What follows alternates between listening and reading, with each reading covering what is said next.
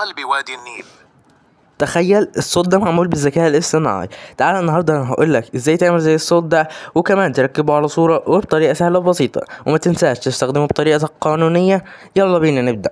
اول حاجة هتحمل من على جوجل بلاي تطبيق اسمه 11 لابس، وبعد ما تخش عليه هتكتب له هتسجل بحسابك الاول، بعدين تكتب له النص اللي انت عايزه. تمام. مثلا انا كتبت في قلب وادي النيل. تمام، هتدوس جنريت تحت هيبدأ ينشئها لك، اهي شغالة. تمام. شغال الصوت في قلب وادي النيل هو بيقولها. لو عايز تحملها بقى تدوس على الزرار اللي جنبيه ده وتدوس سيف اوديو كليب. تمام، تختار المكان، انا سيفها هنا مثلا. تمام. هو بيقول لي ايرور. تمام، انا هشوف. بيقول لك الفايل ده في مشكلة، يعني انت شوف فايل تاني يكون يشتغل عليه. تمام. هو طيب انا سيفت نسخة من الريكورد ده عندي عشان في اثناء السكرين ريكوردينج ما بيقدرش يسيف. دي مشكلة بس ان شاء الله يحلوها يعني.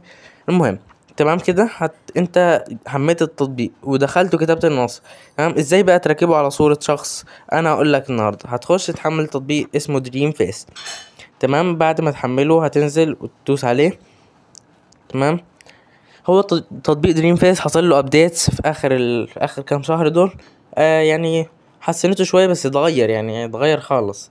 يعني غيروا الاشكال بقى. انا هندوس على الافاتار دي، بعدين هتدوس على تختار صوره. انا هختار الصوره دي مثلا. بعدين تدوس جعل الصوره الرمزيه تتحدث وتغني، تدوس عليها. بعدين تدوس استيراد، بعدين تدوس من ملفات. تمام، وتختار الملف اللي انت سيفته.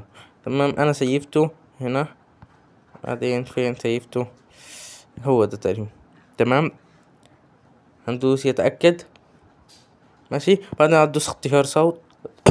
تختار الصوت، بس انا هخليه ابداعي عشان احنا اللي عملنا الصوت. تمام، عملنا الصوت اصلا جهزنا.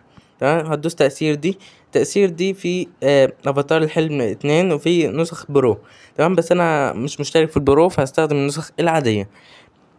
تمام، في واحد دي وفي التاني. انا هستخدم رقم واحد. لو انت عايز تستخدم اتنين بقى دي بيخليك تبقى اكتر فعالية، بس انا بحب يعني بحس التانية بتهنك شوية، فبحب استخدم رقم واحد احسن اكتر. تمام، هو دلوقتي بيبدأ ينشئ الفيديو بالصوت اللي احنا حاطينه له.